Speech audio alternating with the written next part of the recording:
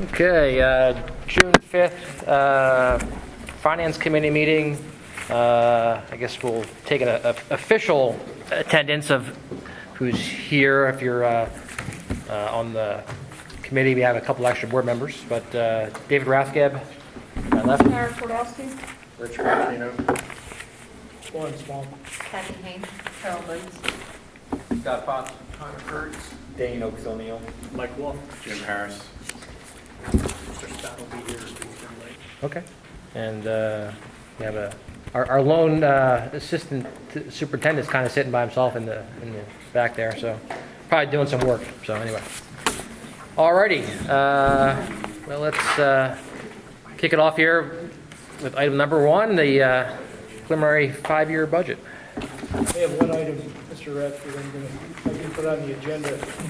The communication, I believe, went out. The bonds were sold last week, but I circulated for you the aggregate debt service chart that just came today. It shows you the placement of your annual debt after the new Series A of 2017. See the way those numbers fall out now.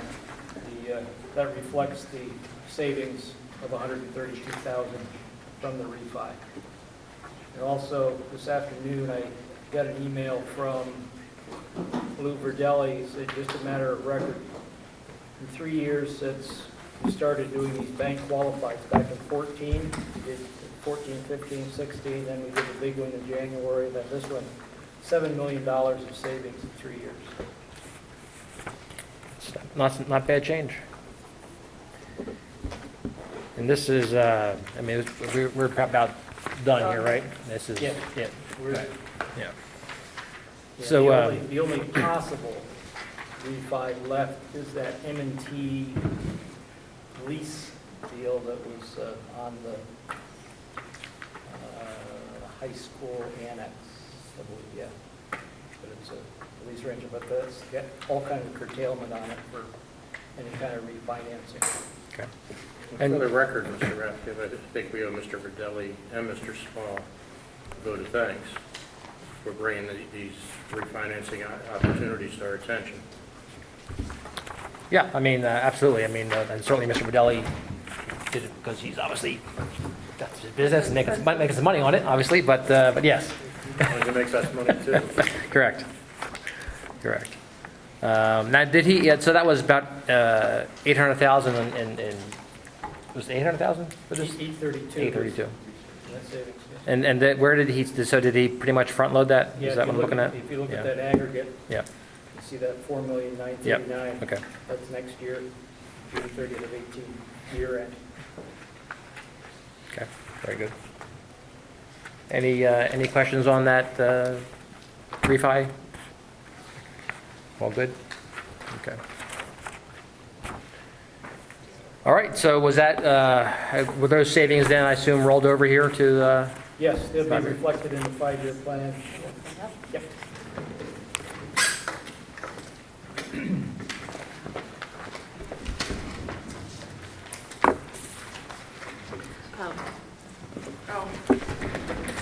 You got it?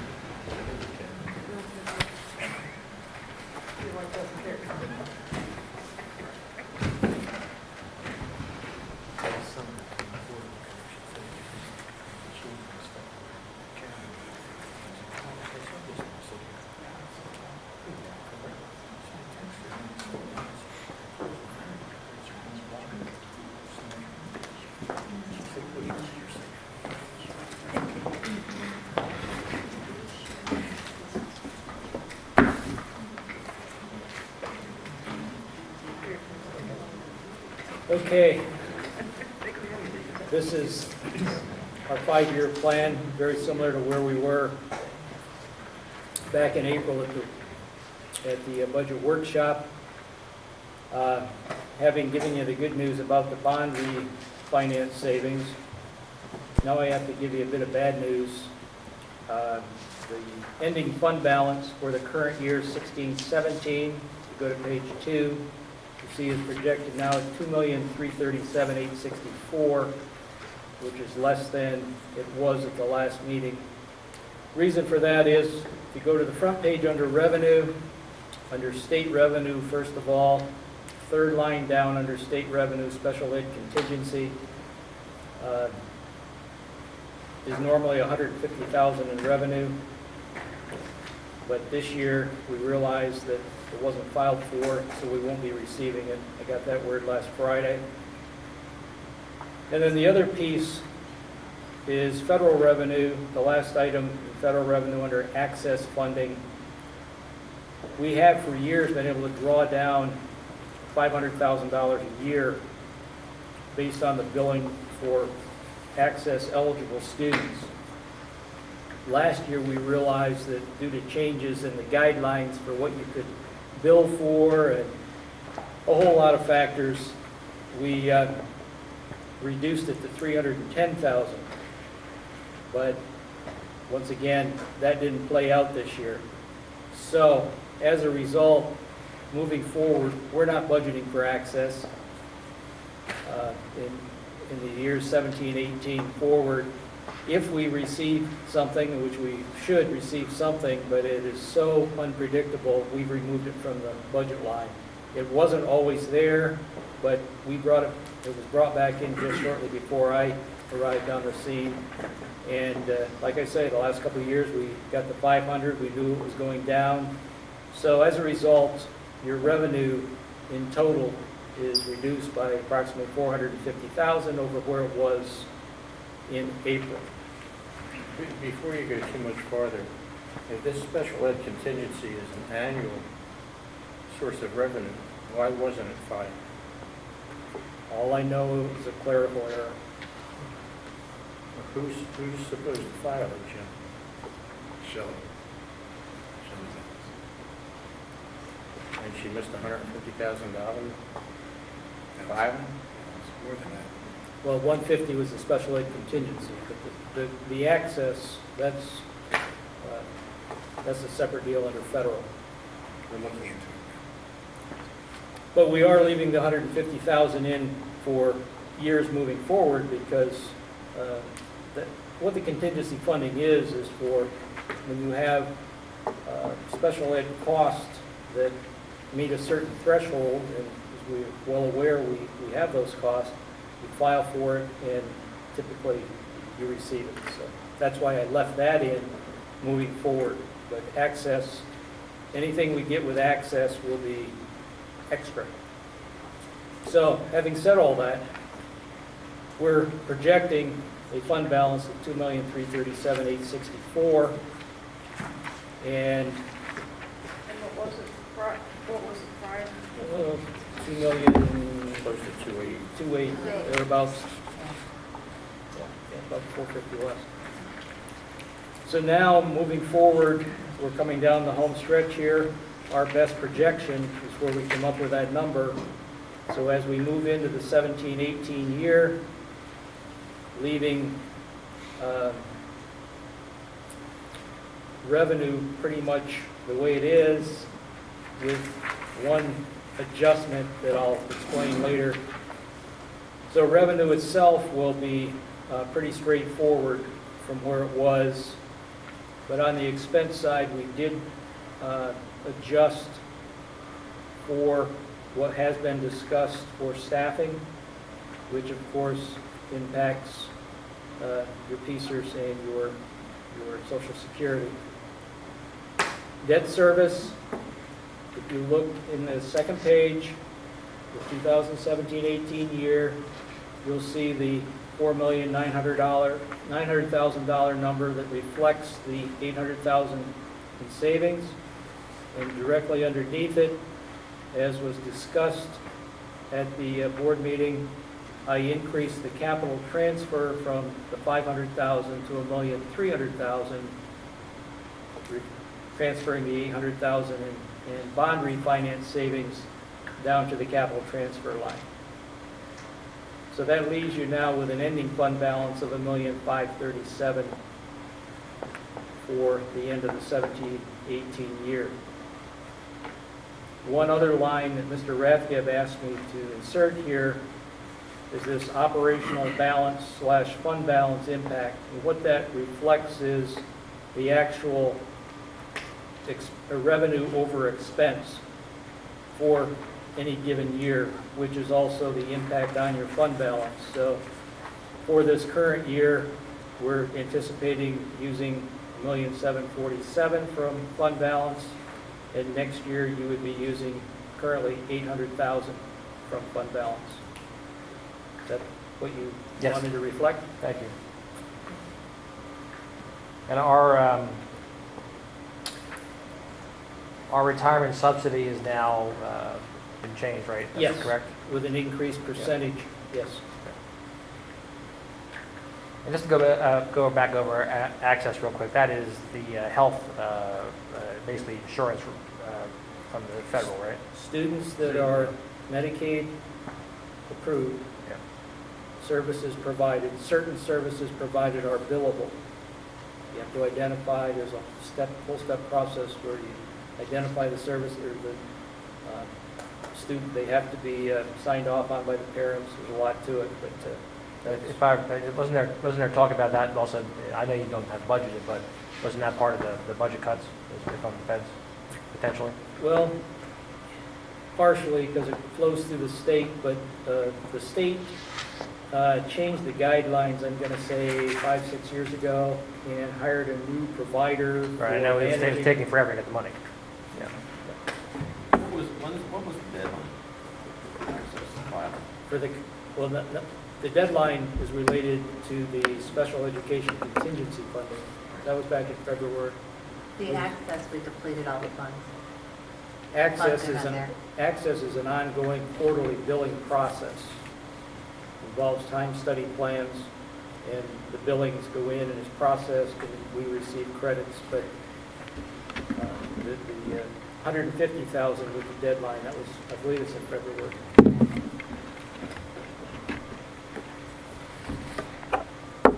I also did ask Mr. Small, you have another attachment there, because I know the question has come up, and I know we've all seen it. Fund balance is said to be one thing, and the pot never seems to go down as predicted. So I did ask him to give us a recap of the past several years, and you can see that what was budgeted and the actual going back. I mean, there was definitely some discrepancies there, and I know one of those issues, again, that's why I asked if the retirement subsidy was changed, because that was probably about a $600,000. That was a big number that we Yeah. always receive more than we anticipated. Yeah. But we've tightened that down now. Going forward, I think the desire, I think, of myself, and I think probably everybody here, is that we try to get that fund balance number to budgeted, and then the actual year end to be a lot tighter, so we don't keep having these surpluses, and then we're basing on not raising taxes or raising taxes on a number that seems to be not within line. So I think going forward we have a pretty good handle on it then. Is that I hope so. yeah. Tighter than we have been.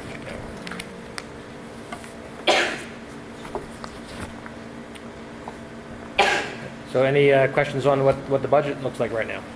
Also, I did ask Mr. Small to add back in,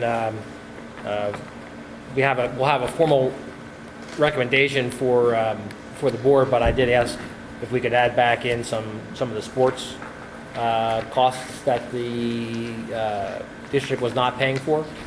If the board does not approve it, we can always take it back out at a later date, but there's like $30,000 in coaching added to it.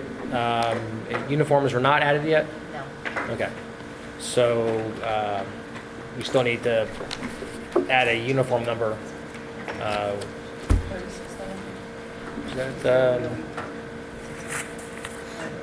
Had a couple different numbers here. We need to. It was 20,000. Is that? No, it's 36,000. I don't know where they came up with the discussion. We threw that in, and there would be not as much of a necessity to do the fundraising. We thought that would settle down the fundraising. We Yeah. got another So we'll- $36,000 in the budget and got onto a uniform cycle. We'll make an official recommendation at the committee of the whole, but I just wanted to at least get some of those numbers into the budget so that, and just so the board knows it's in there. And then if the board decides that that's not the direction we want to go, we could always pull it back out. But I didn't want to not have it in there and then all of a sudden, why was there an extra, where's that extra $50,000 coming from that we're going to spend? So. Just as a reminder, can somebody tell me what the staffing level is that's in the budget as it's been presented? Or, I really care about the change in staffing, not... As far as the number of teachers that were elementary? And whether Yeah. it includes additional help for either Shelley's area or the new... Yeah, that was not discussed by anybody on the board yet. Okay, So I just that's not in there. I just want So to make sure that yeah, I know what's in and what's not. Yep. That's all I'm trying to figure Well, out. it is the staffing, the reductions. reductions are in there. So that was how many teachers again? 60 to 57 in the elementary. No Okay. changes in the middle. Okay. And I assume our changes to the Act 93 are in there as well. Yeah, transportation. Transportation and chief academic. Yeah, okay. Transportation and chief academic are in there? Okay. Now we certainly can have a discussion. I know Mike wanted to have a discussion on special needs staffing. So Well, I'm kind of circling back to this mistake, which is a $150,000 mistake. And I know you're investigating it, of course, and I guess my first question would be, how did that get missed? It happened before the access coordinator. This is one of the things that Shelley had asked for support in her department, because she said that $100,000 plus is being missed every year. And this is one of the areas that she would refer back to. So that's when we put together the access coordinator position in place. So this is the person. I think we all know that the person that she hired as her secretary did not work out as planned, right? This So, was the person who had the position prior. She was directed to file it. This documentation, it was missed, and then she left. So then now we're coming back around, staffing the department, they caught it. but can we? So I'm still a little confused. So we have the access money, and we have this special ed contingency. So from what I'm hearing from the business office is that the access money would not have been there anyway if we had somebody that was properly doing it because we depleted our access fund. Is that what I'm understanding? We've depleted the fund that was in place, but through this whole transition, the report, the email that I saw on Friday was that they weren't able to get all the filing done. So there were some billings we could have had that we didn't get filed, Right. is what we're saying. Okay. The contingency is a separate deal completely. That is a separate filing. It's done every February. Am I assuming that filing is a lot easier than this access filing? Yes, Or- yes. And the And access that just- coordinator wouldn't have been responsible for that, I right? can't speak to who's responsible. They could be. It's the same department. However, that's when that transition was going on. The secretary retired, then the new one came in who didn't work out, and then we got the access coordinator in and trained, and then we pulled the secretary from AMBI to go into CISO. That's what we're catching these things. But the department head is still responsible. Yes. And in the hierarchy, like, to me, I wonder, it was the same reason all those years ago when I spoke about the American flag in middle school. But to me, that was an indicator that there was something else perhaps. Like, if we're missing these things, they're right in front of our eyes, what else are we missing? And if $150,000 managed to slip through, what else is slipping through? Well, that's one of the things that Shelley pointed out with requesting the access coordinator. She said we're missing money that we could be reimbursed. first because she didn't Well, have is staff. that now a recommendation from you?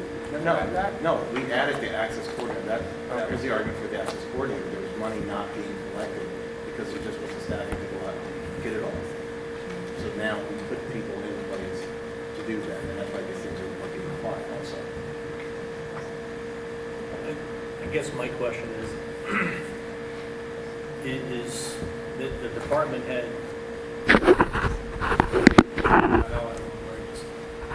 so preoccupied with doing other things, like another function we were talking about, that position, you know, that's what I mean. Is it becoming a distraction for oversight? Because that, you know, she is responsible for this.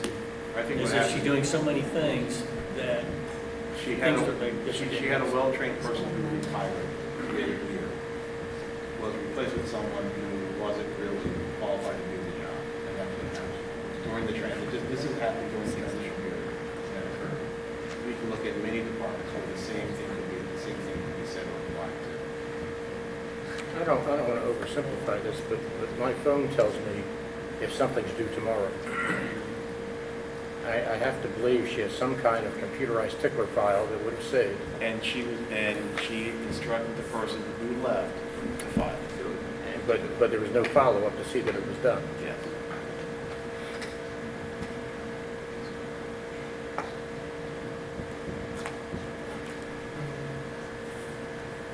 Okay, I think I explained it.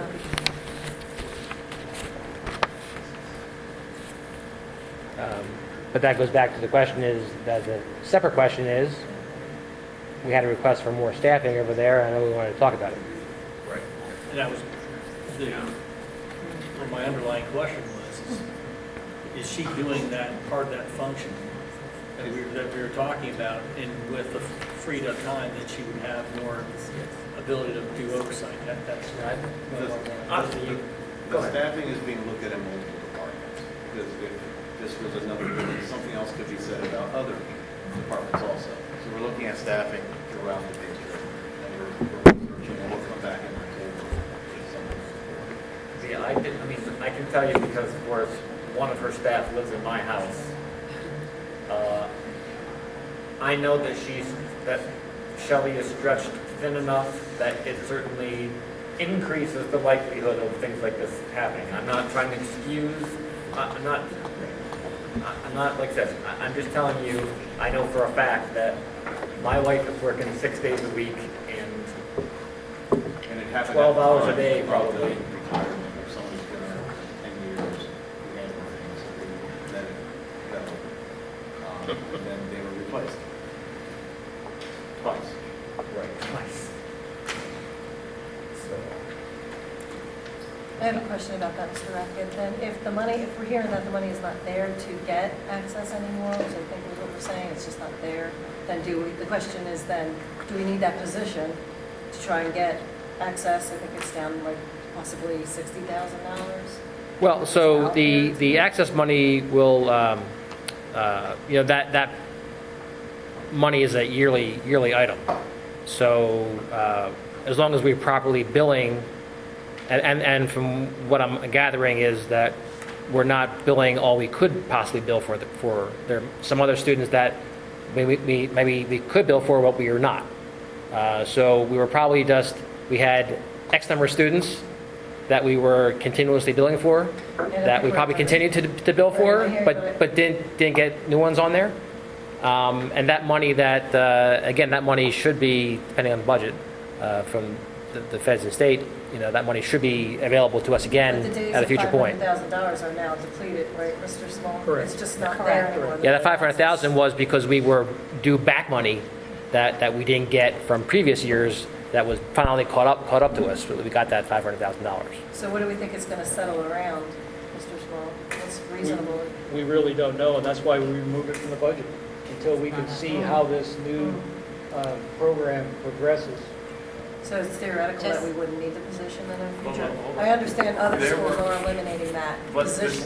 But the same person, and I know we're in a public meeting, I learned from transportation, found other funds that we were not billing in general, and now we are now billing for it. So there are certain things that were missed, but because of this new position, it was discovered that we could have been billing for things that the district had not been billing for, and that now we are. So we gotta see where that all plays out. And I think there's another thing to keep in mind too with regard to the staffing level here, too, of this group. And it might sound biased coming from me, and I'm willing to accept that. You know, if that's how people want to view what I'm saying, that's fine. But the other thing I would say is, in terms of litigation, the group that's likely to cost us the most in the long term is this group of students, is this group of families, right? The students and the parents. So to the extent that we're stretched thin, it once again increases the likelihood that we either don't meet our legal responsibilities or we overlook something that we should need to do, which having an extra person might cost us extra money right now that saves us a ton of money going forward by allowing us to avoid potential litigation costs. So, and I'm not saying that that's not true in every group at the schools, but I'm just saying I think that the focus, the litigation, that historically the litigation cost of this subset of the student population is the largest. Yeah, my suspicion, I could be wrong, but my suspicion is that because, you know, Shelley only has X number of hours in a day. Right. My suspicion is she's been gearing that towards making sure that the kids are getting the appropriate, their needs are met, and the paperwork side is what's been falling through the cracks. With all due respect to the person living in your house, our litigation costs, and this is direct from the special ed attorney, have been held very low-key Oh, yeah, for several years. absolutely. And I would prefer, and I'm serious, Dane, no disrespect intended to your wife, but the superintendent sits there. I'd rather listen to his recommendation for staffing than an employee of Ms. McCoskey. Well, I'm not an employee of Mrs. McCoskey, just for the record. You're not listening to her, you're listening to me. She didn't tell me to say that, that's me talking, but.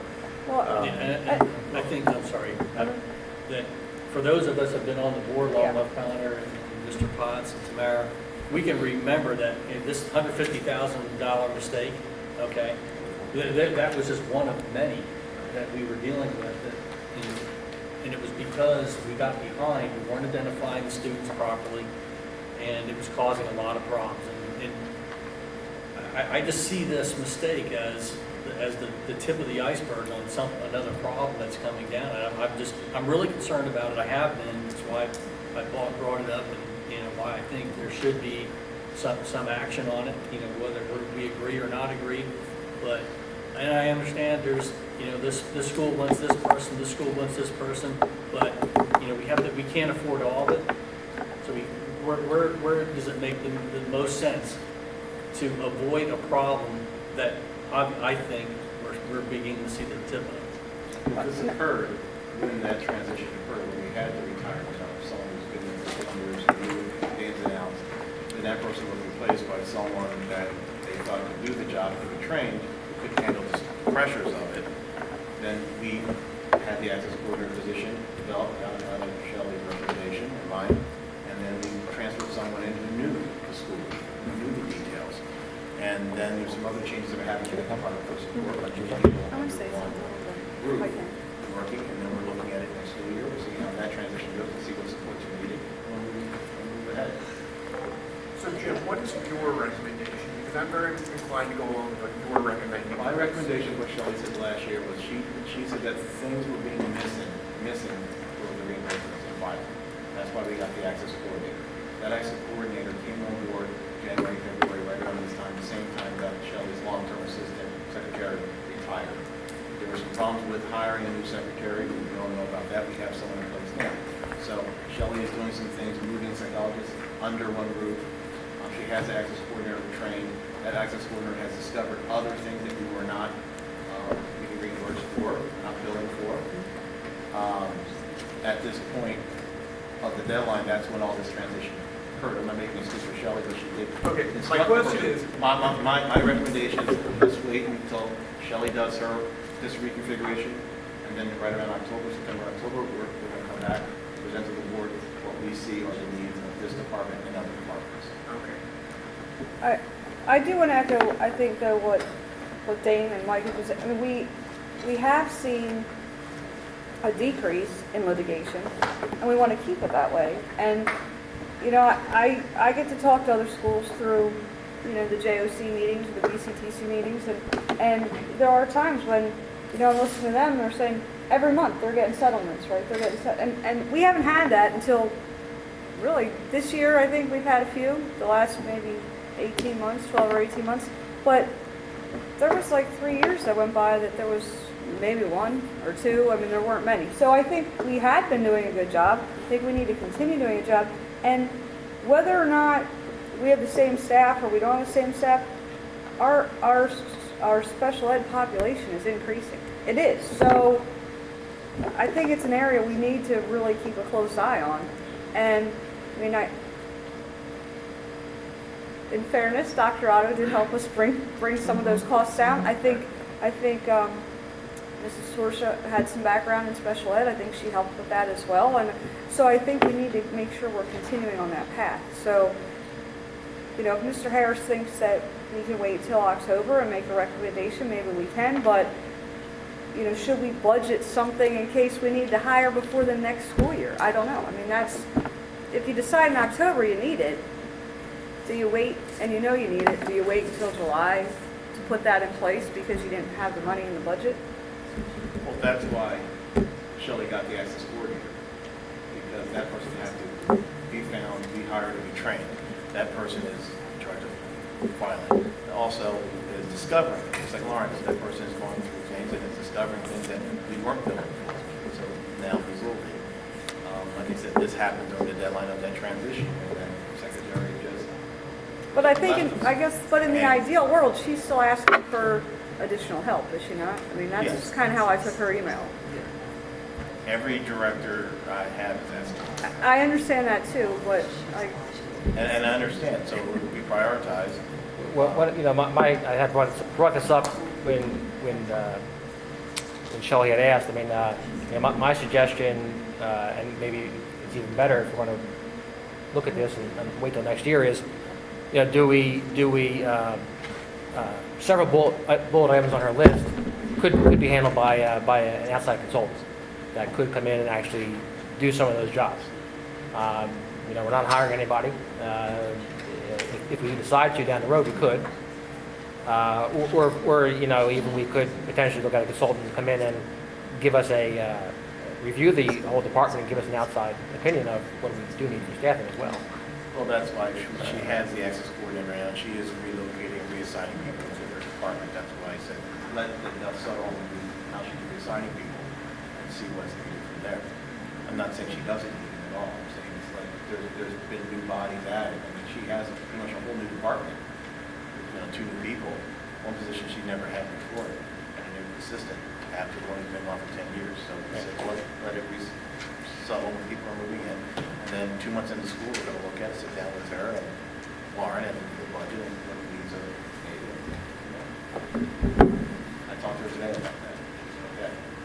She's moving psychologists in-house. Last time I heard her. Okay. So status quo, is that what I'm hearing, or? For now.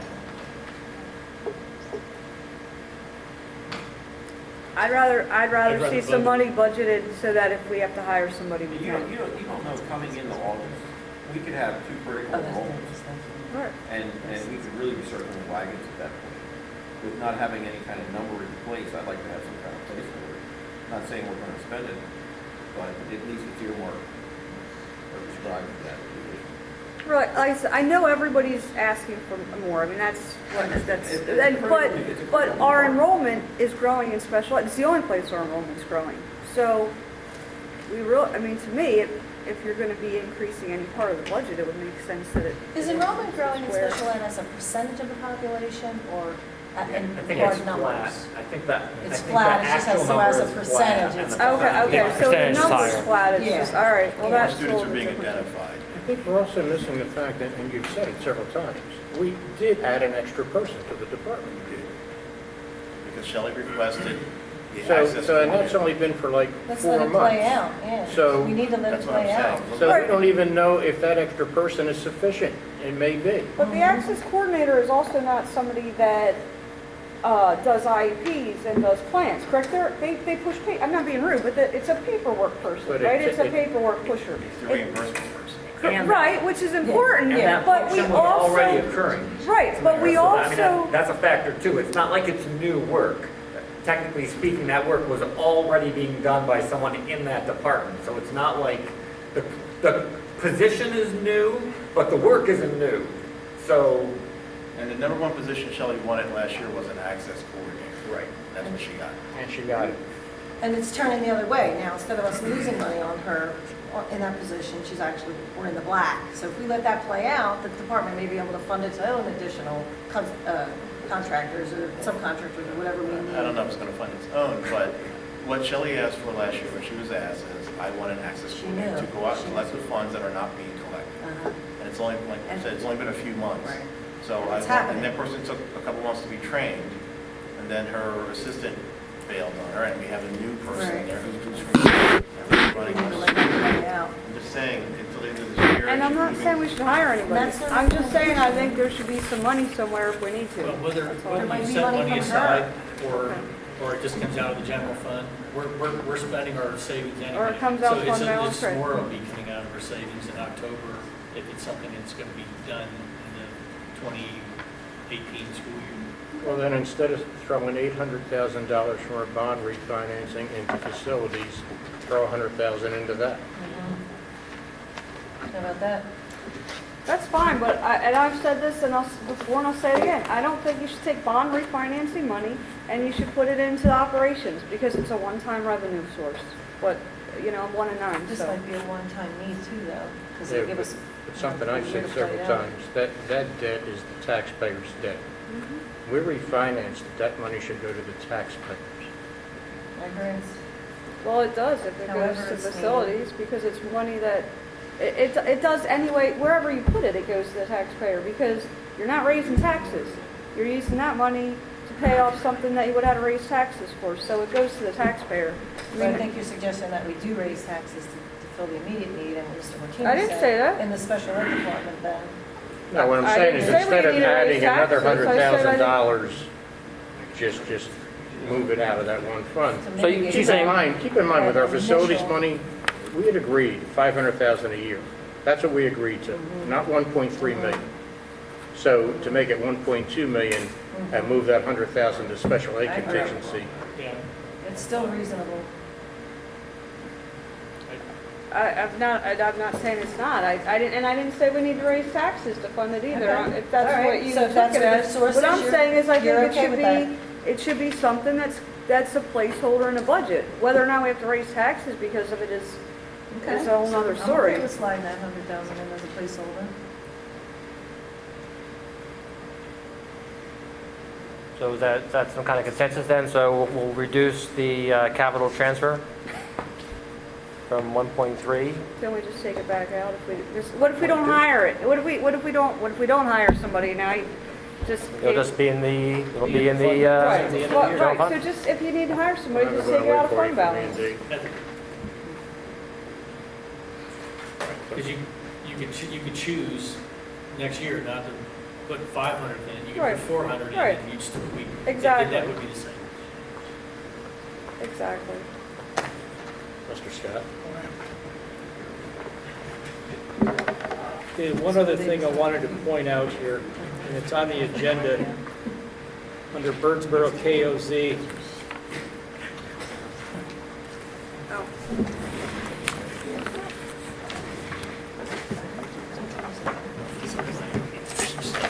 I would have made room for you, Jeff. We did pull the chair up. Yeah, you disrupt the whole meeting. We're not really looking Yeah. for it.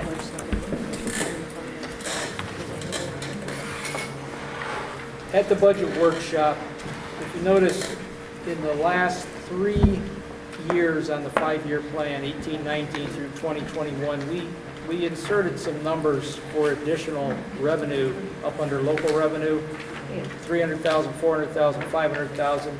Then subsequent to that, we also realized how much the similar power plant up in Olatani, or however you pronounce it. Montalani. Ontolani. Okay. Anyway, I left that in there for now, but I've got to make adjustments.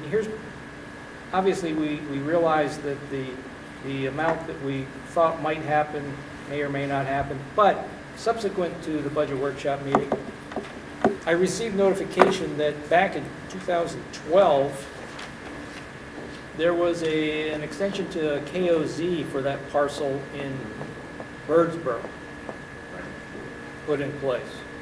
You remember? 21st day of May 2012. So I received notice currently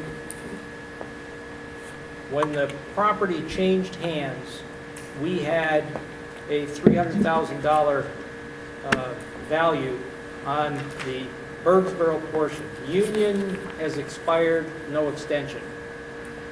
It overlaps two municipalities. For the 2017 year, they have removed that $302,000 assessment, which is a $9,000 tax bill, because the property is now, as the KOZ refers to it, as occupied. So I'm trying to research through the assessment office how this is going to play out over the next, looks like there's 3 years remaining on this KOZ extension. How this is going to play out as that development takes place and moves forward. I thought Mr. Durso implied that they did not wish to participate or file the papers. Well, I heard that, and I'm trying to, the assessment office says that this reduction in assessment is in place for 2017, that it could change in 2018. So that's the research, I'm trying to get answers out of the assessment office. So the $900,000 to $1 million that we heard meeting after meeting is now nothing? Well, for 2017, in the Birdsboro portion, it's zero. The Union portion still has an assessed value on it. But we weren't getting then, what were we getting from the Birdsboro portion anyway? $9,000. 9,000, yeah.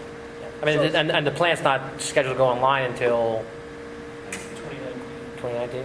Well, Which in theory, the Keystone should be should be winding down in 19 or 20, the way the thing is written, because the 7-year extension kicked in 2013. I think Mr. Flynn did not file the papers when it was Armor cast and continued on as that agreement.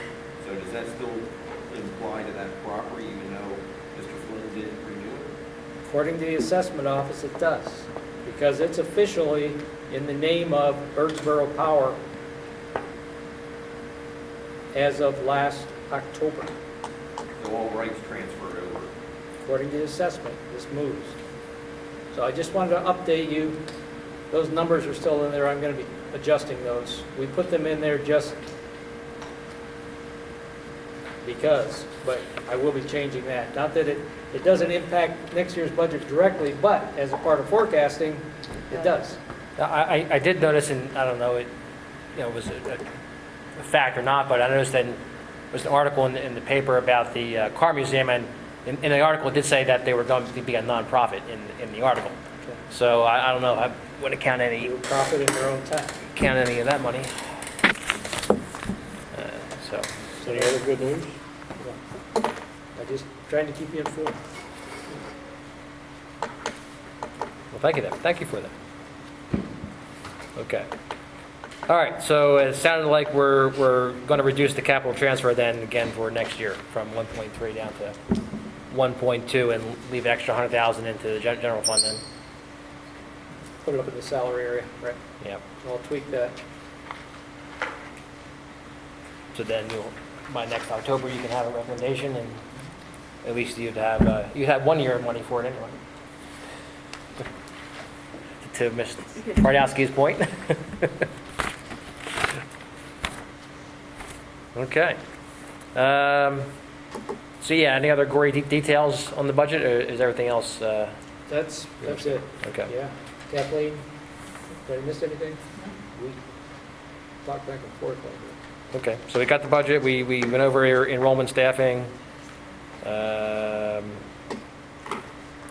we actually got the Birdsboro KOZ update taken care of. Did you have any questions, Mr. Scott, since you came in a little late? Perhaps you had a question about the budget before we move on? What do we cover so far? We went over the five-year budget as far as, what we're nailed down to. We did discuss the reduction in staffing at elementary level.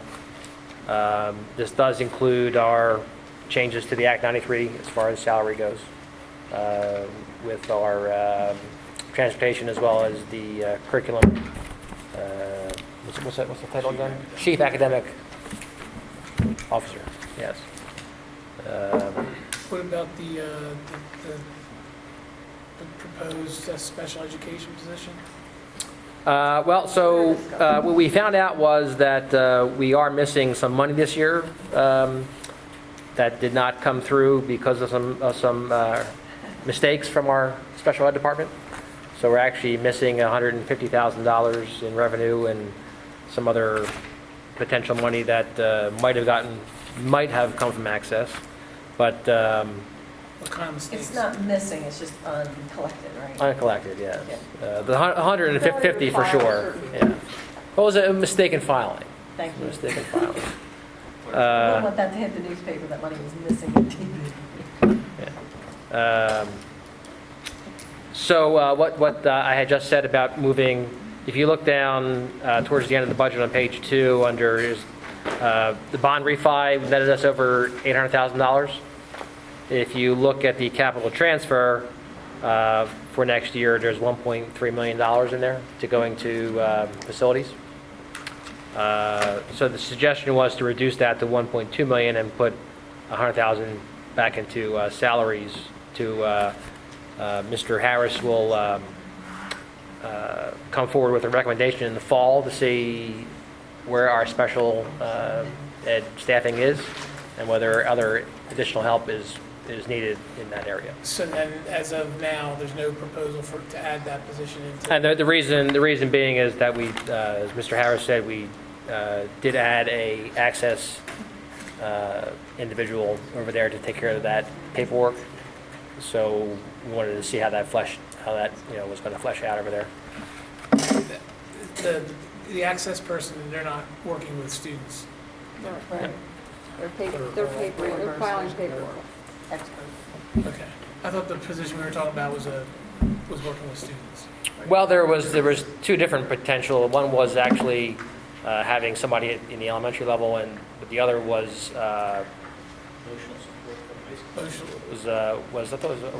elementary. I think it was elementary. Elementary. And then the other person was doing some training as well as Yeah, there was one that was IEPs like and- less of a teacher, more of an Act 93 type person. Right, so But those were not, those aren't being the presented. current plan is, and Jim apparently talked to Shari about it today,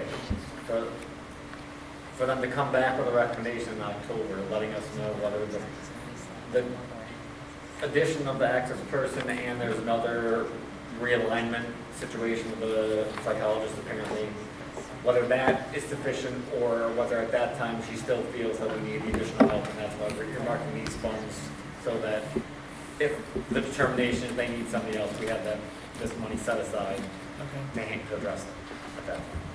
And has anything changed with the last readout we had regarding the staffing numbers at the elementary level? It's still 60 to 57.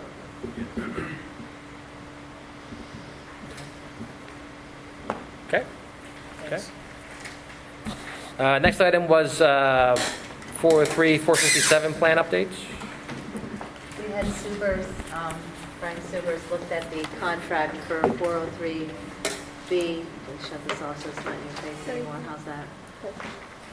He sent over the 403B What we're planning on doing is putting the 457 and the 403B under a third-party administrator, just to keep the school district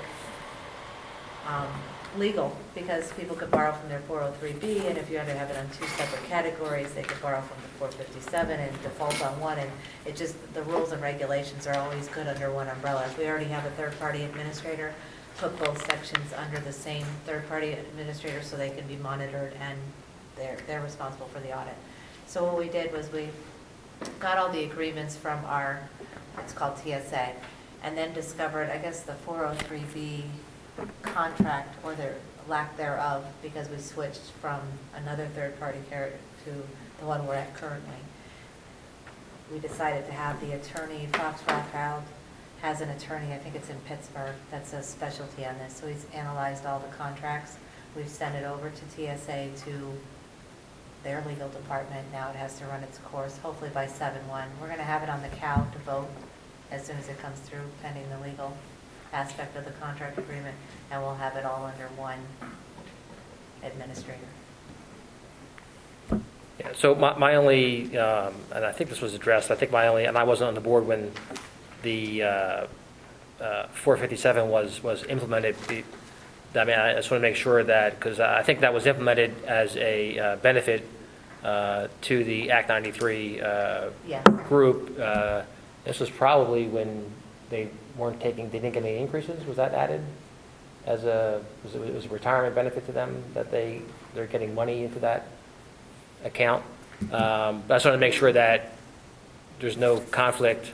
There's no change. They use the same. We are, right now, our 457 is being handled through AXA. So when we take the money out and we put the matching piece in, it's all going straight to AXA.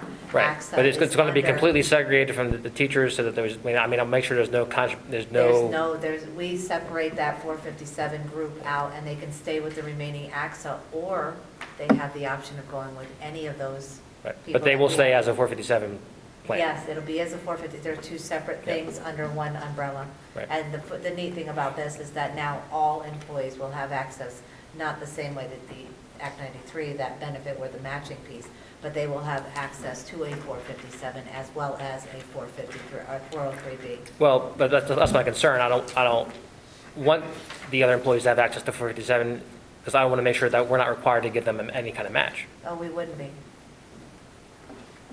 So that There was wouldn't be. my. That would be the same thing as a 403B. They would have the option of investing Right. on their own, or they can do the 457 on their own. That's their own. It has nothing to do, that other group would be treated separately underneath the same umbrella. And my other issue with the plans and the providers is the fact that I look at those plans and I say the fees that you guys are paying on these are crazy. So I mean, at some point, I would hope. I mean, the whole 401k realm is changing, because they finally are going to have transparency in place, that now that these people understand what their fees are in this realm, that they're not touching this area. So embedded in those annuity contracts are some pretty stiff. And that's between, that's why we have a TPA, because that's between them and their financials provider. We offer the benefit for them I to do understand. that, but But the TPA is getting paid by the annuity provider. They're getting. they're getting their fees. The district, Right. it's not a cost to the district But whatsoever. it's a cost of an employee. And so is the AXA that we have now. Yeah, it is. Yeah, I just have an issue with that in general. I understand. Maybe one day that'll get addressed. So, anybody have any questions on that? All good. Anything from the Vanguard side? Can we back up? Because we're not going to have another chance to discuss it before we vote on it in June. Are we leaving the millage at 29.7? I mean, that was a big part of this budget discussion. Well, I mean, as far as the committee, I'm not planning to make a recommendation. I think that's an individual decision come the vote. I thought we were going to decide tonight what we were doing with this. Oh, I didn't know that. I thought we usually decide at the budget meeting, or at the final meeting, right? Yeah, I mean, that's why I didn't want to waste time hashing it over, because usually it comes down to that last meeting anyway. better without the theatrics at the last meeting, because I've been part of those meetings where things are going in, things are coming out, and after a while, you have no idea what the. Well, I mean, I think I think the budget is pretty much what the budget is. I don't think there's any other cuts or additions we're going to make, right? So it's a question of, are you comfortable with the millage where it's at and looking down the road where the deficit is, or not? I have a question about the capital expenses.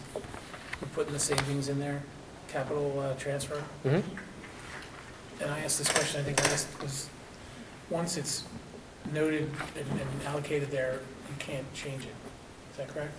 We refer to this as capital projects, so there is some flexibility, but you're better off if you can identify it up front, so you're not trying to take it out.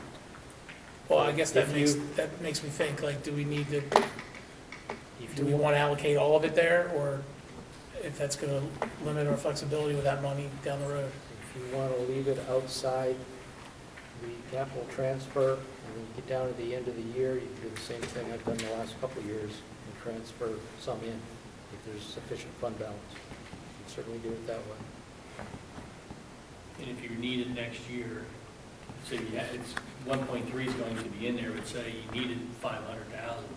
Well, instead of us You just putting, don't you do just the don't put transfer. 500,000, refund it next year with 500,000, so in effect, you're pulling 500 out. Yeah. Well, You make it zero the following year. Right. Yeah, so, I mean, so if we're to take that money out, so if I'm wrong, Mr. Small, but if we made that 500,000 instead of that 1.2 now, that money would flow then down to the fund balance. Correct. Yeah. So that would make your fund balance. I guess what I'm saying is if you budget 1.3 million for capital expenses, my guess is you'll spend 1.3 million on capital expenses. Well, that's, Well, I mean, it's not for that one Yeah. year, it's for the You know what I mean? 5 year. You take it, you take $1,000 to the casino, does anyone ever come home with that money? Oh, yeah, I mean, If you if- have it, you're gonna spend it, so Correct. I'm not saying, I'm not making a statement of, I don't have an opinion necessarily, like not yet, I'm just asking the question, like, are we all comfortable with putting 1.3 million in there? Because my assumption is that once it's in there, we're gonna spend it. Well, we're gonna need it. Well, there's plenty of expenses, there's plenty of things that need to be, And I think what Address. you're driving at, I think there were 2 points that were made that are linked, right? Is that, are we budgeting it next year to spend next year, or are we actually just dumping it in there so that we have it going forward? Because I agree with the sentiment of what you're saying. If we budget it for next year with the expectation that we'll spend it next year, we'll spend it next year, right? If we're dumping it in there thinking that it will then be in there for future use, that's a little different, but then I do think it's still. They're all board's decisions to be made, though. It'll be the next year's board's decision how that money is. But the point is, Oh. you can't really take it back out once it's there. That's So what if we're I'm not going to saying. spend it next year, why put it in next year? That's all. It might turn out that there's something that's more pressing next We year. were just and trying we to be dumped it in prudent. I there. think Well- the board in the past has been trying to be more. I would say, prudent. in my opinion, is if you don't put it in there, it's not gonna get allocated towards facilities ever. Yeah. It's gonna get, because I think that's We what's want- happened in the past. We've taken Well, and I think taken that's and what taken Jeff's saying, from why maintenance all of of it. That's what I'm saying, I'm Maybe not saying all of like, it, yeah. do you put all of it in there? I'm not, there's plenty of things that need to It be does seem repaired, drastic fixed, that and, budget is- I mean, we've been And, very, I'm big on compromise. I'm willing to Yeah. put half in. and- I mean, we know we have a budget within a budget.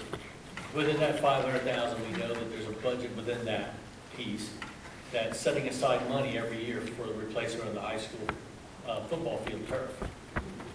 We also have a pressing issue at Birdsboro Elementary with the foundational. I mean, I don't know I haven't heard what that cost is going to be. We don't know yet. Yeah, I mean, that could be substantial. I'm with you, I'm totally with you, and I'm saying that if you're putting it in there, I would put it in there with the understanding that it's Expectation gonna, that it's spent. like, if you're putting it in there thinking, well, we're only gonna need half of it, well, Well, that's what this budget assumes, that that money is being put in there to be spent. it is. Yeah, but you, in effect, can take money back by not adding 500,000. Correct. It's a voluntary part, right? I'm with you.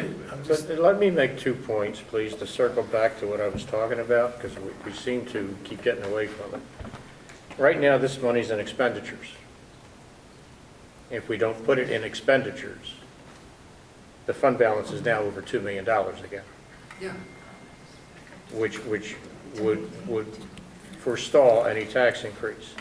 A couple of meetings ago, we had all but agreed on a tax rate of 29.7 mils, no tax increase. And at the last minute, that was changed because several board members wanted flexibility just in case. Well, it's June now. All the just in cases are here. So why will we put money in expenditures and then have a short fund balance and then be talking about whether or not 29.7 mils is sufficient? If it is, that's fine, then leave everything as it is. But don't short the fund balance and then tell me we got to raise taxes. well, and that's the question, is the fund balance, is the current fund balance as it's planned, budgeted, is that pushing everyone to think that we're no longer okay with 29.7? Or are we still comfortable with 29.7 because we know we have 1.3 million sitting in the capital expense account? That's all I think. Then we're okay. I mean, I was never okay with the 29.7, I just didn't make an issue of it the Right. first time.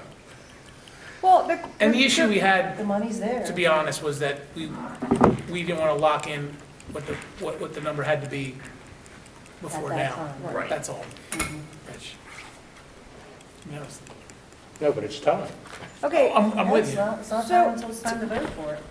We can talk tonight as much as we so want. even if you take the $800,000 and you put it back into I mean, the if regular you book, want And it to, was a zero budget. do you want to fire that thing back up and Yeah, can you put that back up? to- Well, and but make a change to that number? you're There you go. still, It even doesn't with material- that, That you're makes it- still gonna be in a deficit in 2 years. Let's just think and It see. doesn't change Yeah, the long And you're term. still gonna need money for Projection. facilities over the next 2 years.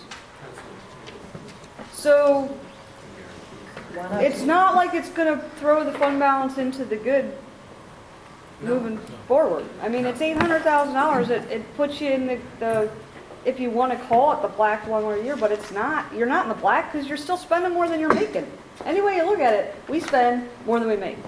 If you do that in your household, eventually, The long No, term. that, you have a not problem. next year. If we put that 800,000 right into the budget, Yeah, we're then, looking past 1 year. I'm then we're sure- even this year. I'm looking Right. out Next past year's 1 year. exactly living within our means. Right. You shall watch in a second, you'll see she zeroes out that operational balance.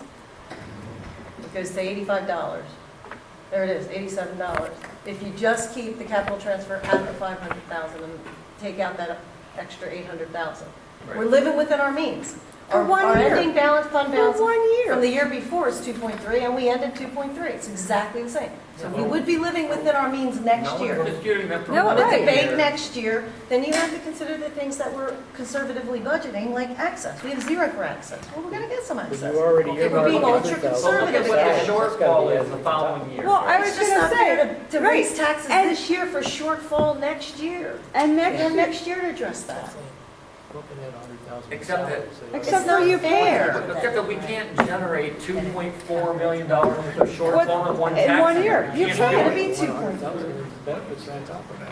I I know. don't know that. I know. I think that needs to be explained to them. Well, Yeah, that's Next not, year, you're Just gonna like have a mil, 100,000. If we Yeah, do yeah, nothing that- this year you and wanna- we actually end up in that position in 2 years, and we're in a position where we can't possibly make up the What's the shortfall top of the with code? tax increases, right? Correct. Because of the cap. The change. Because- Pick up the new- Right, Lauren, you're not gonna get $2.4 million in 1 year So it's the starting, based on the maximum you'd be allowed to raise taxes, right? So, 2, 3. Yeah, who cares about all that? do you follow what I'm saying? no, I was doing something else in my head. Okay, so Yeah, so the the- shortfall 2 so years we- out projected is 2.4 million.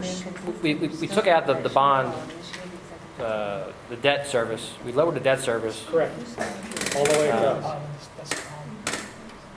Right, but so, yeah, that, but if she, right, so when you get into this, where there's a 2.3 and a $2.7 million shortage, and there's no fund balance left, You can't generate that much what's in the tax Act revenue. one index? What was it this year? $750,000? But what did it equal? What did it total, money-wise? Yeah. It's not even $1 million, No, right? no, So how do you make up that Right, you can't make up 2.7? $2.4 million in 1 year in tax increases. That's my point. So No, if that's not where without we literally exceptions. are.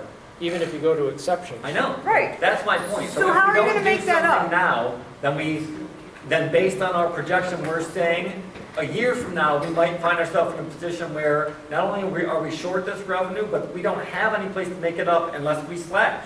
Right now, we're saying we've got to cut programs or staff or whatever the case may be, and I'm not comfortable with that. I'm not going to speak for the rest of you. Might be time to cut staff. But I'm not comfortable with that, based on how lean I think we are already. So my point is, I think we're doing, I liken it to taking the interest-only mortgage, and how many people did that work for in right, the late 2000s? Right. I mean, they took mortgages saying, oh, well, I only have to pay, the interest for 3 years. Okay, well, at the end of that 3 years or 5 years, you now got to pay the principal too.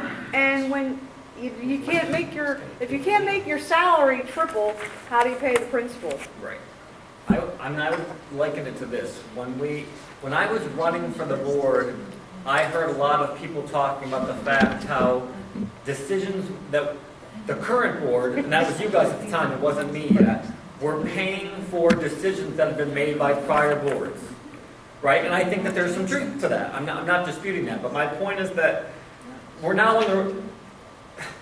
in danger of doing the exact same thing in reverse. If we don't raise taxes, we're going to leave whoever the future boards are in a hole that we've dug for them, but we were just saying, well, we only care about next year, so why would we make a tax change now? Where was all this forward thinking when we signed support staff and professional staff contracts that are raising our expenditures for the next several years?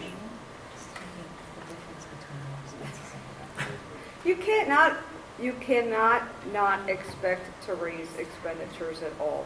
I mean, I understand your point, but your expenses everywhere go up somewhat every year. You can't say, oh, okay, nobody's going to get a raise for the next 10 years.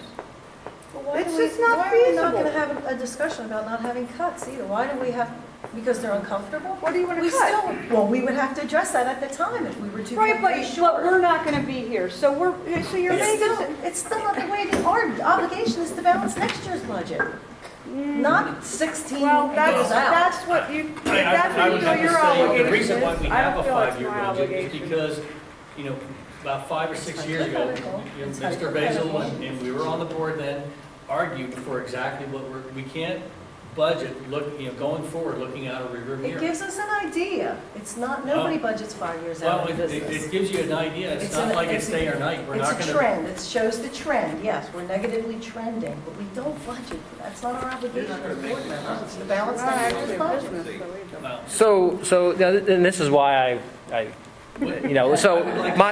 what my thought process is here is that I don't think Dane's argument is going to sway Mr. Martino, and I don't think Mr. Martino is going to sway Mr. Ogus-O'Neill. I think if we can come to a consensus of where we want that, how much we want in the capital transfer for next year, then Mr. Small will send out the updated spreadsheet to everybody, and you have the ability to plug in whatever millage you want. If you're comfortable keeping it the same, that will be your vote. If We did last year's. but I don't think anybody's argument is going to sway anybody else. I guess there's, say it's just for instance, if we decide now we're not going to raise taxes this year. What, in this budget situation, what's the maximum amount of revenue that you can plug in for the following year? The taxes were raised, to the index plus exceptions. Well, we're about how much is a mill? About 900,000 The mill's a million, million. just a fraction over. Yeah. Doesn't have to be exact, if we're $100,000 to $200,000 off, Well, I mean, you should be able to take that to whatever I don't remember. Put 30.7 in, yeah. Your preliminary is at 30.68. 18, 19. 30.68. And that was with exceptions or without? 30.68. That was to the index. That was to the index. For Okay. 18, not for 17, 18, right? No, the next year. Yeah, 18. So 0.7. Yeah, so we had about a mil. We had about a mil, a little less than a mil to raise it to the index. Yeah, it went from 2.3. To 1.6. Well, your ending Oh, no, I'm balance is, sorry. your No, ending I'm sorry. balance is, And don't forget, Birdsboro Gas, those are really kind of hypothetical numbers. We don't know what they're on. That's the year they kick in, right? Right now, it They're- looks, they're good I'm numbers. not- what we're hearing is the They're best, the not- best. They're not good numbers. And they're not making up the 7 million that we're short in 2020. I mean, like, yeah, they might be wrong, but they're not wrong by $6.5 million. Yeah. Lawrence only took it out. So your question is, at what point, what's the tipping point where we're at you can't raise taxes enough to, It looks like you just reached it next year. You want it over one. Yeah, so you gotta carry the 30.68 over to the next year. And 1.6 million, that's, I don't even know what that is. You can't cut enough staff to get there. The only thing that can happen at that point is you're gonna have to cut something big. You're gonna have to cut something like transportation. Kindergarten. We don't know what enrollment will be, though. You know, we just I don't would know. never vote to cut half-day kindergarten. I think it's bad that we would have half-day kindergarten, but can you imagine if we cut transportation? Okay. Now, that's a big number. We only have the big numbers left. You know, we can't outsource anymore. We refinanced everything we possibly could. We really have a business office that has locked the numbers down. The budget is what it is. We're not, the days of $700,000, $500,000 Yeah, I agree. end of the year I agree. surprise, money, those are gone. So this is really black and white reality. And you can't cut transportation in an area without sidewalks. You just can't do it. Right. So now you're down to. Oh, you can? It would save you what, $7 million? So now you're down to, You wouldn't have anywhere. extracurriculars, which Well, is about yeah, 800,000. Kindergarten, which is a half-day kindergarten, which is about 6. That gets you there. I wouldn't want to live here. Kathy, did you plug in the Yeah, I'd rather new live tax back. rate for the following years too? No. No? Where are you gonna start this 30.68? This Where you year or started. No, next year. Next year, you're gonna stick with 29.7? He's saying Just to next see. Just to see. what's here. Yeah. Okay. Take it across. And the 30.68 is without exceptions. Correct. So you can make that higher. It's to the index. The exception millage this year is the 30.8364. Right, we're still 4 million in the whole 5 years out.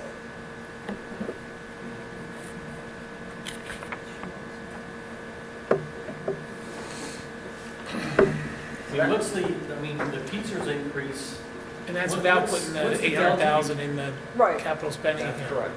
what's the delta between the Pizzer's cost and the Pizzer's reimbursement?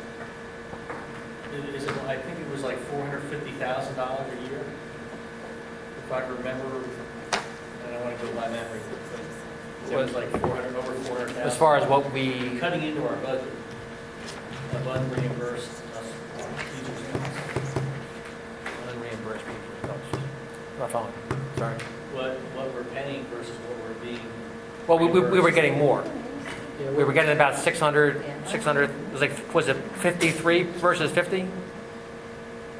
Was it like 53%? It's more than that, it's like 60-some percent. Open up the The cell? retirement subsidy. This one right here? Yeah. Okay. So I'm dividing by 1.08? 2 and multiplying by 1.08.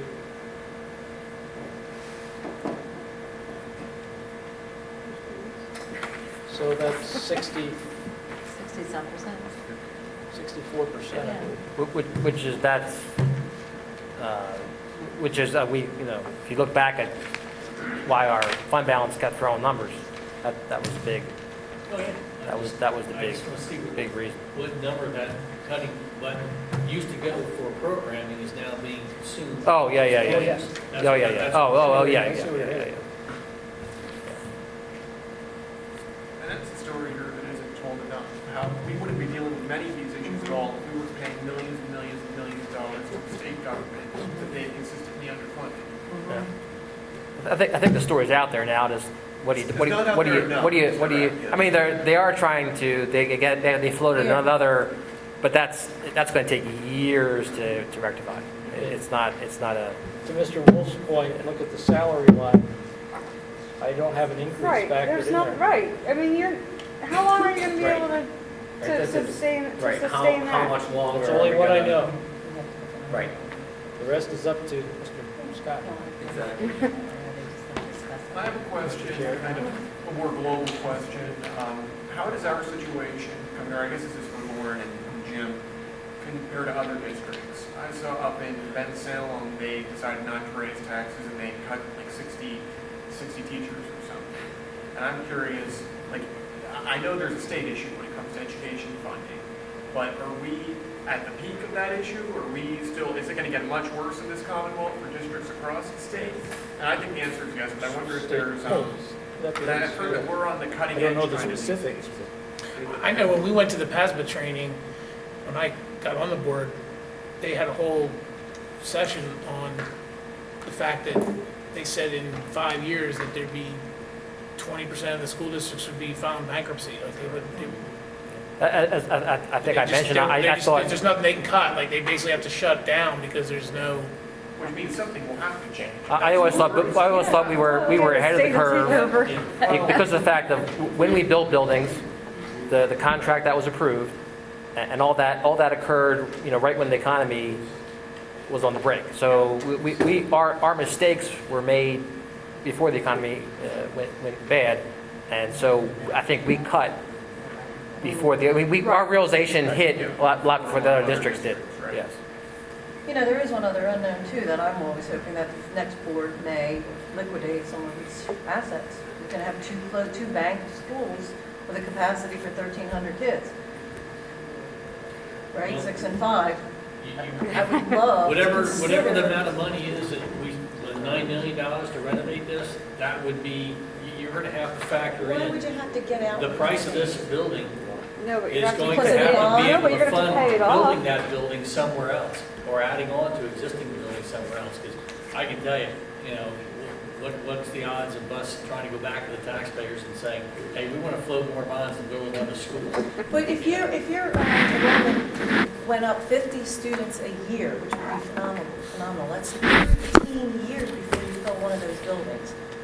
If we can So monetize this so building. even if you project, this is cellular, we have one bank building, that should be sufficient. Why are we keeping two buildings? It's not fair to the taxpayers. I agree with you. If you can get the money we invested in this building Why do you have back, to get the money out? You just need to get some money out. It comes a time to cut your losses, and it becomes a revenue generator then. Every $1 million that you sell a building for, it's generating $30,000 in taxes that year. whether you and Not I only agree is on it off that, our I mean, books, that's not even. I'm just in saying it's our- something that should be considered in the budget, because that could hit the budget one year if the next future so board if sells you them. got Could. $2 million. Could be 5 years, could be 4 years. It's a one-time revenue source. You got $2 million. But You owe nine. expenses are off your books too, the cost of holding those buildings, that we can't even calculate in a budget like this, because we don't drill down enough on the numbers to know what the cost of holding this building is. I'm just not so sure we should be holding this building, to be frank with you. And at one point, the number, I heard it was $300,000 to keep and cool and heat and maintain this building and spray and whack the weeds and all the, that's $300,000, and I don't know how to put in your budget. But it has to be a consideration. Okay, but We're cash poor and building rich in this district. no one's- Why are we banking no one's capacity? disagreeing with you. Well, I'm But- just saying, those are the variables in a 5-year plan that we can't you're the one quantify. who's been saying you don't want to look at a 5-year plan, you want to look at I next want to year. look at a 5-year plan to So see if which it's is it? trending. If it Not suits to your, make concrete if it suits decisions your, today, Mr. Scott. if it You suits your cannot needs, make- it's good to look You 5 can't- years ahead. It's a trend, it's You not want a decision to, you want to to make bank when today. another board may be selling a building? Yeah, You want to budget that? It's one of the variables that have to be considered, and any prudent investor. I don't- Okay, can we get, I think if we can decide, I think what I'd like us to decide upon is how much are we going to put of the bond refinance into the capital transfer? And that once we get that number, Mr. Small will send out a new spreadsheet, and everybody has it so they can then we can jockey it around as they wish with taxes. And Mr. Small, if you could also, or Ms. Haynes, if you could send out what our Act 1 index was for this year, so that probably refresh everybody's memory, so they have at least a starting point, so they can see what the potential maximum increases would yield. So what are we going to do with capital transfer? I like the idea of compromise. Split it down the middle? We've already took out 100,000 for the, so that leaves 700, so we could take out another Can we 350? put the Can't we three- just wait, put it can we on put the ourselves? 350 that was supposed to be in last year for the 500,000, can we put that in too? No. Since we only did 150 this year, and, No. and most of us thought it was gonna be 5 until it really came out. I put the so- 200,000 that we got over what we expected, put that in there, and the rest I flew. That's the found money, is the 250,000 more than what we anticipated on getting. Throw that in the capital, the rest goes back to the general funds. That would be my opinion. I think that's a good. How about 750 There you go. instead of 1.3? We already took out the one for I like it. I think 750 is fine. 750? 750 it is. Sold. Sorry, Mr. Sorry, Mr. You know what? Oh, Part of, what percentage of that 500,000 goes to turf? Because turf down the road is a major expense. well, we know that. That'll be a facilities decision. That'll be a decision we're gonna have to make on whether or not He's we trying to make sure that we all know. which replace I don't turf know, or. so. Well, turf should be an easy $500,000-$600,000, right? Well, there was a spreadsheet that showed that 500,000 and what projects it was being allocated. It was like for. 90 some odd thousand, I think, 90, 95, 90? It It was, like something. Yeah, it was like, but it was an increasing number. was an increase? But I think it started like 80 or 90,000 and increased. So after the 5 years, Because we need to get that. So it's Money would really, be there. so it's really like 400,000 or 410 going towards capital costs. Well, and now that we're going to reduce some fundraising because we're bringing sports back, we can have a big fundraiser for the turf. There you go. Why don't we just plant grass again? Come on now, just plant grass. And we don't have to worry about it. So we don't really The have way- $500,000 the way- for annual capital. Right, you're saying that 100 grand of it every year. And the roof on this year average is- cost It's $500,000. That's everything. So this coming summer, we have the walkways, the restrooms, partial roof, still going. Right. And we have less than we did this year. Because we don't have 500,000 Right.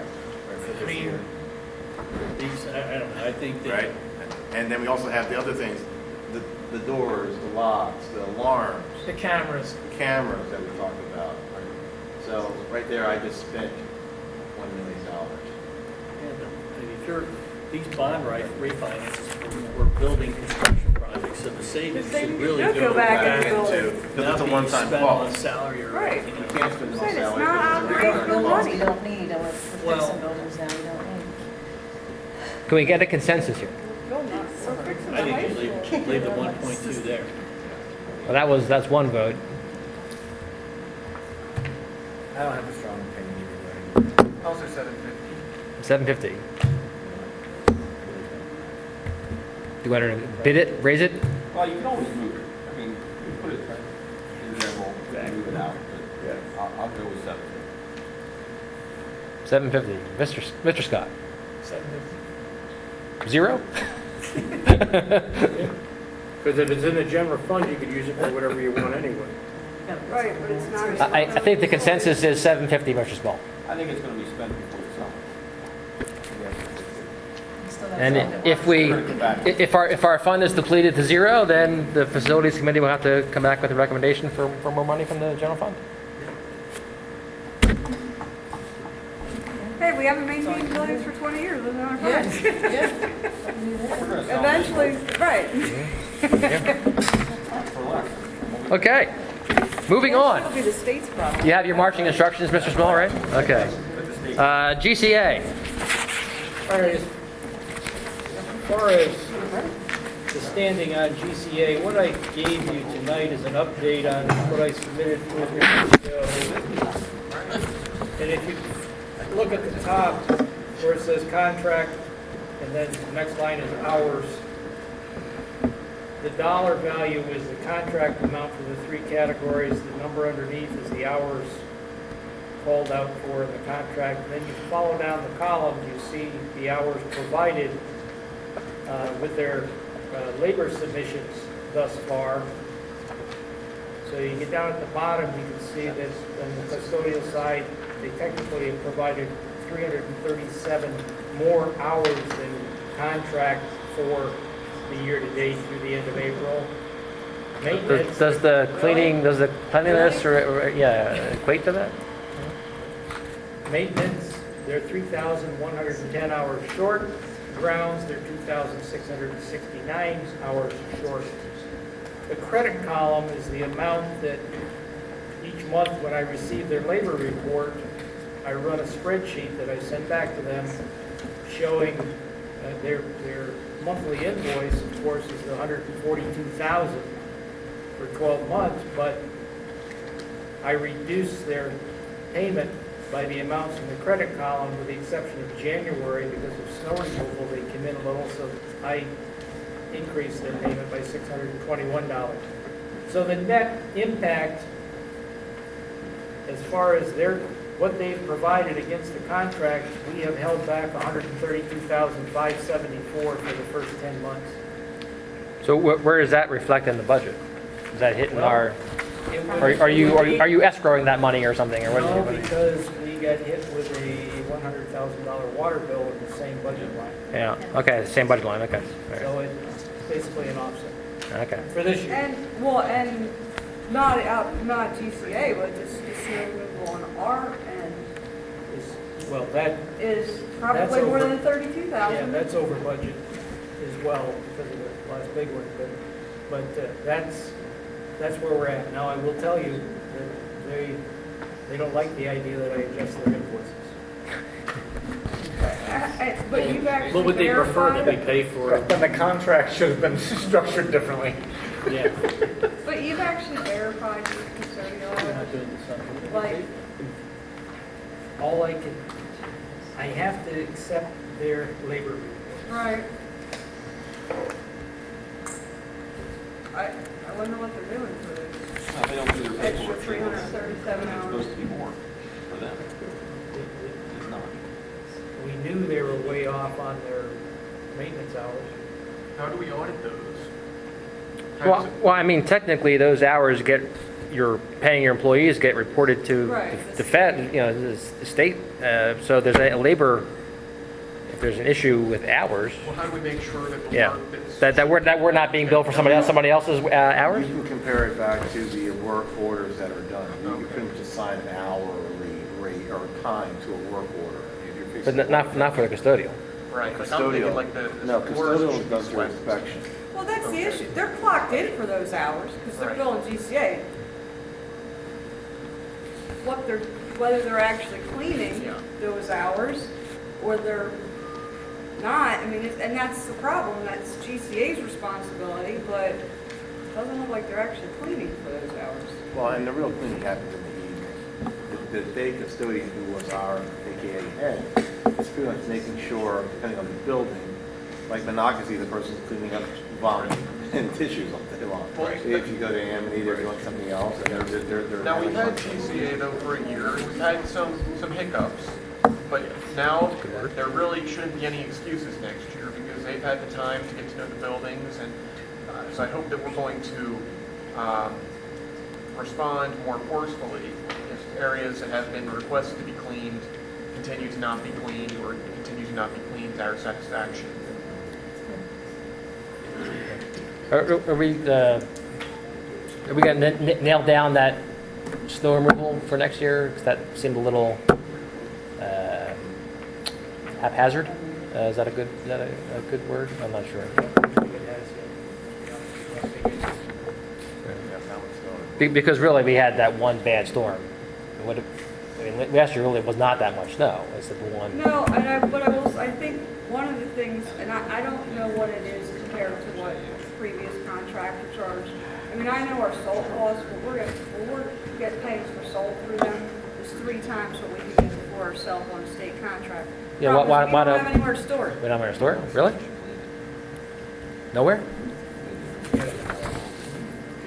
You should have, I mean, because you gotta have protection. We had this building sitting here. Yeah, but I said, I've been led to believe we have extra buildings. Yeah. So it seems like we should have a place to go. You wanna, where do you put try the triaxles into the dump? And then. Can we get a conveyor belt going down to the And then basement? you're gonna need the excavator to dump, or the mini bobcat or whatever to dump it. Well, I mean, I do honestly feel like we should reach out to. Can I Foxborough might not be can I reach out? but maybe Amity? Amity built this monstrous Yeah. salt shed. Yeah, I mean they got enough storage over there to.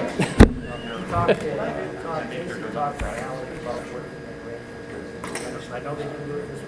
And I don't, that- you know, I don't know if there's any incentive for them to limit salt use either, because if they're getting 165 a ton, and they're dumping, I mean, Yeah.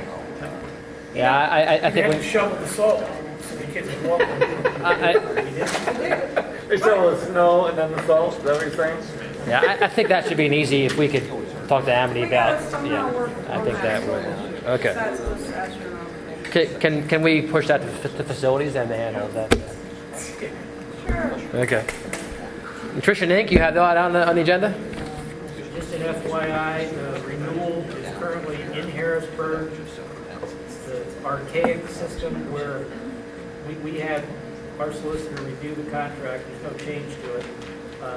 But then it has to go to Harrisburg and they have to initial group and corner of every page, send it back to us, so it'll be on the CAL for approval, so we have to have it back by. Now, we had the subsidy this year, right? Was it zero? It was a zero budget? Break even. Break even. That's what, Operation. next year again, zero? Yeah, no more of subsidies. Yeah, okay.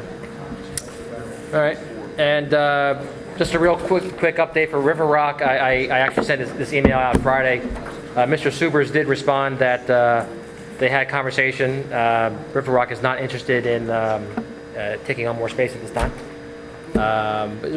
When does our agreement run out with them as far as the current one? Is annual. Because I know we were having discussion of changing how the billing structure is, though. They asked for that as well, when they asked us, correct me. Right, they did. Now, I need to talk to Brian. We have a conference call with Brian tomorrow. I want to say, I'm not sure if we're both speaking the same language. I know we talked about adding upstairs a space for them. Which they're currently using, actually, aren't they? Not any longer. Not any longer, okay, good. But I think they may still be interested in the building, just not adding more space to pay. Am I making sense? I think they still are interested in restructuring how they pay. They just don't want to pay for more space. Right. So I think They wanted to get away from the barter right. program. Which I think we did, too. Yeah. And I'm fine with that, I just think that we need to make sure, I mean, if they came out and said, we don't want to pay for any more space, then we need to hold them to what they're entitled to by the lease. And we are. Just like we do with Well, that's what, all our other. it's annual renewal, so that's, yeah. Hold to the contract, right? July? You know, when does that renew? What month? The River Rock? Well, I think it's tied to. Notices, I think we have to give them notice of changes by December, but I think it renews in July, June 1st or.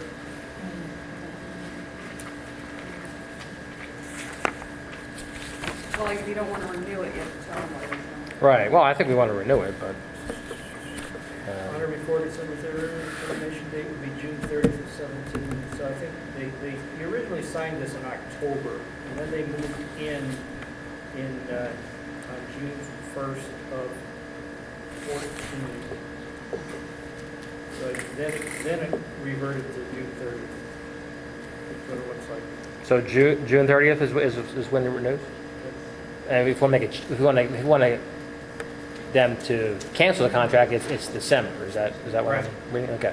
So if we want to make a change as far as how we bill, Give them a 6-month notice. is that a 6 month or is that a June? Well, I think you could probably negotiate it with them. If they're also willing to change Yeah, it, okay. you may be able Okay. to do that. All right. Schedule. So yeah, For example, if the landlord provides termination notice to the tenant on or before December 31st of 17, the termination date would be June 30th of 18. okay. So at a minimum, we want to change to how the billing structure is if they want more space, then they would need to pay for it. If not, then if they don't want to pay for it, then leave it there where it's at. Okay, very good. Any other board comments, concerns, questions? There is one thing that I have, and we were going through it. The contracts that the district has with various vendors and organizations. When I got here, the board didn't want any auto-renewing contracts. So that's putting us in a situation where we have every contract now coming up for renewal at the same time. All of them. So we're going to be bringing something to the board over the next month, but we may want to look at maybe allowing certain contracts to carry forward more than 1 year. Just stagger it, like we have them all ending at the same time this year, why don't we just, have it like 6 months, like kind of set up a calendar? So Then we- looking then at we would contracts. always- I know, didn't we want them all expired? at the Right, same but then time? we would always be renegotiating contracts if that happens. You want them That's tied a to your great fiscal idea. year, but you could have multiple year contracts. For You could have instance, some the years. fire, Yeah. fire suppression Right. service could be a 3-year, Yeah. elevator Yeah. service could be a 2-year. It's just not the perpetual. Right. Okay. Yeah, that's a good idea. Because we're going to be getting It's into not a necessary. flurry of Yes. contract renewals, and Yeah. that also puts a strain on our legal Yeah. support, and then also on their support, and we don't meet in July. But they would still have expiration dates. Yes, they still would, and they'll have out clauses and everything else. So I think we're stagger okay that. with more than 1 year, just the auto-renew clause was the issue. Right. So, Well, we have some financial, it took forever to clean up that mess of all the contracts that already renewed. We didn't even know we had until we got a bill for it. I think a principle though that might benefit us here is we don't want any contracts that would outlast a board potentially, so nothing longer than 4 years. Yeah, yeah. But it also helps when we're negotiating with various vendors if they need to ramp up. Right. If we do a 1 year, they're not even going to move in. Like if we were doing, I'll say transportation, no one's going to do a 1 year transportation. Yeah, I don't think it was contract. ever talked of wanting to do it year by year, but rather just we don't want to do it, it continues unless we, object or they object, auto renew. Yeah. If you go back to normal, 2 years or 3 years, maybe you might get a better. Yeah, that's, we're also not getting the Okay. You got, discount along with the water okay, contract. you got So consensus there. so maybe we put them in different categories or something that helps. However, whatever makes sense. All right. Makes sense. Anything else? One last One thing. question for Mr. Harris. The 3 teacher reduction, are they layoffs or retirements? 2 are retirements. So we would only be, 2 are retirements and the other is 2 are furloughs for enrollment. The PNC card that we put in place to generate revenue, it looks like we're probably going to be about between $10,000 and $12,000 in revenue this year. So there's a good number to go home on. There you go. It's not making up the $9 million. No, not You quite. know what? It's a start. Yeah. Did we Thank you charge for that. $500,000 for the roof to the car? Yeah. We did. Everything we can, all legal bills, everything. The gas, we've got all the buses now, all the gas Yeah. for the vans, all on those credit So cards. is Brian on Groupon yet? Huh? Brian's not on Groupon yet? No, we're trying. Public comment. Sure, come on up. Hi, my name is Nancy Lingenfelter. My husband Bill and I live at 215 Monocacy Creek Road. And I'm here to tell you that we are opposed to our property taxes being raised and to urge you to consider senior citizens. We have to sell our home to retire. Not all seniors have large pensions. Some have none at all. Seniors need roofs over their heads, food and medicine, worse than students need luxuries and all things related to sports. And it's not just seniors. There are young families that are struggling. Please look at ways to cut costs instead of raising taxes, especially because maybe in 2 years you'll have to raise them more. Do what you need to do now. Treat it like you're home on a budget, not like it is an endless money fountain. Thank you. Thank you. Yes, sir. My name is Jay Matz. I live at 455 Hill Road. I've lived in this township 47 years. Last year, my taxes were more than I paid for my property. I'm tired of the increase. I can't call Social Security and say, hey, I need more money. I can't come there, work for it and say, hey, I need more money. There ain't no more money. If it gets any worse, I'm going to sell my property and move to Colorado where I don't pay school taxes after 65. I wish you would think about the senior citizen. I'm 73 years old. I can't go out and get a job anymore. I got enough medical problems. And I know a lot of other people who are retired look at me and say, what in the world happened? And then you hear a school teacher making $78,000 a year pension. And I'm lousy, get a lousy $25,000 a year pension. Think about that. I look at the kids coming out of high school, if you take their phones, you got a bunch of bumbling idiots. I mean, they can't, that's all they know how to do. When I came out of high school, I could weld, I know how to run machines, I was a decent carpenter, I was a real good mechanic, and I learned to drive a 1.5 ton international flatbed when I was 14. These kids can't do none of that. But Teach them something. you hit the nail on the head, sir, with the pension costs. You know, I'm sitting there trying to get through life, and I got to think what I got to cut out of my life so I can pay my taxes. And that should never happen. Thank you. Mr. Poole? Quick comment. David Poole, 443 Hill Road, Douglasville. Never met a tax increase that I liked, and especially for future, to provide for future safety needs when there are other options that probably will come along. Don't like the idea of raising taxes to, and I understand the process of a 5-year plan, and I've looked at the budget and I'm thinking, yeah, we get a problem. I still think that there's an awful lot of room, for different aspects. Would be willing to work with folks, whatever capacity I can. I just don't see the need to raise taxes against future potential problems. Okay, thank you. Thank you, Mr. Poole. Let me say something to Mr. Poole, Mr. Matz, and Ms. Lingenfelter. Did I pronounce that? Matz. Did I pronounce your last name correctly? Yes. The board, the members of the board tend to joke with me about my age. I'm 71, and I will tell you now that until they reach the age where they're living on a fixed income, they have no idea. They really have no idea. They'll find out someday, but right now they don't understand. I'm going to beg to differ a little bit because I live on a fixed income. I don't get to tell my boss what I want to make. I live on a fixed income. I have options. I can cut my expenses. I can go get another job. I can get a second job. I've worked 3 jobs before in my life. The fixed income argument, we're all on a fixed income. Unless you own your own business, I don't know anybody that gets to say to their boss, this is what I want to make. So fixed income, I hate that word. I live on a fixed income too. I live on a budget. Whether you hate it or not, It's people that are working it's get semantics. raises, they get bonuses. Not always. People that are on a pension are at the mercy of the company or the government.